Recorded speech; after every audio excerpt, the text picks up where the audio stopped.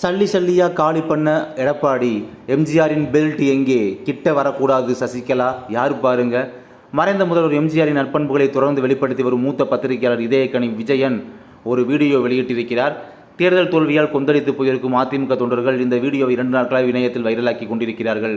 படு மோசமான தோல்வியால் அதிமுக தொண்டர்கள் இடிந்து போய் உட்கார்ந்துள்ளனர். அந்த வகையில் தாங்கள் வேதனைகளை சோசியல் மீடியாவில் வெளிப்படுத்தி கொண்டிருக்கிறார்கள். அதுபோலவே இதயக்கனி பத்திரிகையின் ஆசிரியர் அந்த வீடியோவில் கடும் ஆதங்கத்துடன் வெளிப்படுத்தியிருக்கும் கருத்துக்கள் இவைதான். இந்த லோக்சபா தேர்தல் ஒரு வித்தியாசமான தேர்தல். நம்முடைய எதிர்பார்ப்புகளையும் மீறி, கருத்து கணிப்புகளையும் மீறி தேர்தல் முடிவுகள் கவலைப்படுத்துகிறது, சங்கடப்படுத்துகிறது, கோபப்படுத்துகிறது. தேசிய அளவிலும் சரி, தமிழக அளவிலும் சரி. பாஜக 400 இடங்களை பிடிப்போம் என்றார்கள். ஆனால் அடித்து பிடிச்சி வெறும் 292 சீட்டு மட்டுமே வந்திருக்கிறது. அதுவும் கூட்டணியில் இருந்த வாக்குகளை பெற்றிருக்கிறது. தமிழ்நாட்டில் 2019 தேர்தலில் 38 இடங்களை பிடித்திருந்த திமுக இப்போது 40 இடங்களையும் பிடித்துவிட்டது. விளவங்கோடு தேர்தலிலும் காங்கிரஸ் ஜெயித்து விட்டது. அதிமுகவுக்கோ 4வது இடம். அதாவது நாம் தமிழர் கட்சிக்கு அடுத்த இடத்தை அதிமுக பிடித்திருப்பது அதிர்ச்சியை தந்துள்ளது. கடந்த 2019 தேர்தலில் 1 கண்ணே கண்ணு என்று தேனியில் ரவீந்திரநாத் வெற்றி பெற்றார். இப்போது அதுவும் இல்லை. தொடர்ந்து தோல்வியில் அதிமுக திணறிக் கொண்டிருக்கிறது. அதிமுக எப்படியெல்லாம் உருவாக்கப்பட்ட கட்சி தெரியுமா? எடப்பாடி பழனிசாமி கோவையில் பிரச்சாரம் செய்யும் போது 2,04,00,000 உறுப்பினர்கள் அதிமுக இருப்பதாக சொன்னார். ஆனால் 88 லட்சம் ஓட்டு தான் அதிமுகவுக்கு இப்போது வந்திருக்கிறது. அப்படியானால் மிச்சம் 1,00,00,000 வாக்குகள் எங்கே போயிற்று? அவர்கள் எல்லாம் ஏன் அதிமுகவுக்கு ஓட்டு போடலை? ஏன் இந்த பிரச்சனைகள் நடந்திருக்கிறது? புரட்சித் தலைவர் எம்ஜிஆர் அன்று கட்சி தொடங்கிய போது மொத்தமாக வெறும் 14 லட்சம் உறுப்பினர் தான் இருந்தாங்க. திமுக கனவு கூட காண முடியாத அளவுக்கு 10 ஆண்டுகள் தொடர்ந்து ஆட்சியில் உட்கார்ந்து சாதனை புரிந்து கொண்டிருந்தார் எம்ஜிஆர். அந்த கட்டமைப்பும், அந்த பலமும், அந்த வலிமையும் மிகவும் ஸ்ட்ராங்காக உருவாக்கி வைத்திருந்தார் எம்ஜிஆர். பிற்காலத்தில் ஜெயலலிதா அணி, ஜானகி அணி என்று பிளவுகள் வந்த போதும் சரி, ஜானகி அம்மா விட்டுக் கொடுத்த பிறகு அதிமுகவை மிகச்சரியாக வழிநடத்தினார் ஜெயலலிதா. ஆனால் சசிகலா என்ற தீய சக்தி உள்ளே வந்து கட்சியை கபலீகரம் செய்த பார்த்த போதும் கட்சியை அசைக்க முடியாமல் வைத்திருந்தார் ஜெயலலிதா. இதற்கண்டிப்பில் ஜெயலலிதா, சசிகலா இருவரும் சேர்ந்து செய்த ஆட்சியின் அட்டூழியங்கள், அத்துமீறல்கள், அதிகார துஷ்பிரயோகங்கள் எல்லாம் அதிமுகவை படிப்படியாக கீழே கொண்டு சென்று விட்டது. அந்த நேரத்தில் இது குறித்து அதிமுக அமைச்சர் ஒருவரிடம் சில விஷயங்களை பகிர்ந்து கொண்டார். எங்கே சென்றாலும் மக்கள் எங்களை அடிக்காத குறைதான். அந்தளவுக்கு இந்த ஆட்சி மீது கோபமாக இருக்கிறார்கள். அந்த அளவுக்கு அதிகார துஷ்பிரயோகம் நடந்துள்ளது. புரட்சித் தலைவர் உருவாக்கிய கட்டமைப்பை இப்படி சிதைத்துவிட்ட கோபம் தொண்டர்களிடம் அப்பட்டமாக தெரிகிறது என்று அதிமுக மந்திரியிடம் வருத்தப்பட்டார்.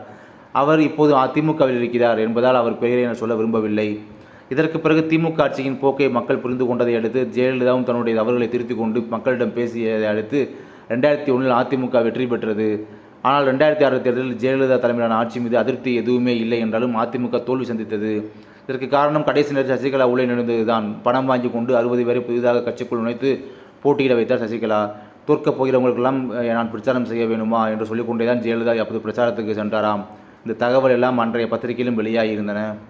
அதிமுக வலிமையாக இருக்க வேண்டும் என்பதற்காக இவையெல்லாம் அப்போதே நான் பேசினேன். ஆனால் அதிமுகவுக்கு எதிராக பேசுவதாக சொன்னார்கள். கட்சியை விட்டு சசிகலாவை ஜெயலலிதா நீக்கியதுமே எனக்கு ஆயிரக்கணக்கான ஒரு கடிதங்கள் எழுதி நன்றி சொன்னார்கள். என்னை தவறாக புரிந்து கொண்டதாகவும் வருத்தப்பட்டார்கள். இப்போவும் தவறு செய்பவர்களையே எதிர்க்கிறேனே தவிர அதிமுகவே இல்லை. ஆனால் இப்போது வந்துள்ள ரிசல்ட்டை பாருங்கள். 2 இடங்களில் பாஜக 2 பிடித்திருக்கிறது. ஆனால் அதிமுக 3வது இடத்துக்கு போய்விட்டது. கோட்டையாக விட்டு சென்றதை கோட்டை விட்டுட்டாங்களே. தென்மண்டலமும் கொங்கு மண்டலமும் எம்ஜிஆர் காலத்திலிருந்தே அதிமுகவின் கோட்டையாக இருந்தது. சாதி ரீதியாக அவர்கள் பிரித்து வைத்து கொண்டாலும் இவையெல்லாம் எம்ஜிஆரின் பெல்ட் என்றே பொதுவாக சொல்வார்கள். அவர் போட்டியிட்டு வென்றதும் மதுரை தானே. அப்படிப்பட்ட மதுரையும் அதிமுக கோட்டை விட்டு விட்டது. இப்படி இருக்கையில் இதன் விளைவு OPS 2வது இடம் வந்திருக்கிறார். ஆனால் அதிமுக 3வது இடத்துக்கு வந்துள்ளது ராமநாதபுரத்தில். அதாவது 3ல் 1 பங்கு வாக்குகளை அதிமுக வாங்கியிருக்கிறது. திருநெல்வேலியும் இதே நிலைமை. இதை இங்கு யாரிடம் ஒற்றுமையே இல்லை. கீழே விழுந்தாலும் மீசையில் மண் ஓட்டவில்லை என்பதை அதிமுகவுக்கு பழகிவிட்டது போலும். இந்த ஓட்டுகளுக்கே திருப்தி பட்டுக் கொள்வது மூட நம்பிக்கை. தங்கள் தவறுகளை உணர வேண்டும், அனைவரையும் ஒன்றிணைக்க வேண்டும் என்று JCD பிரபாகரன் சொல்கிறார். ஆனால் அவரையும் விமர்சிக்கிறார்கள். அவரை விமர்சிக்க அதிமுக தலைவர்களுக்கு எந்த தகுதியும் கிடையாது. அதுக்காக ஆனால் சசிகலா மட்டும் தேவையில்லை. சசிகலாவால் தான் இந்த கட்சி இன்றைக்கும் இப்படி ஒரு நிலைமைக்கு வந்திருக்கிறது. எனவே சசிகலாவை தவிர்த்து அனைவரும் ஒன்றிணைய வேண்டும்.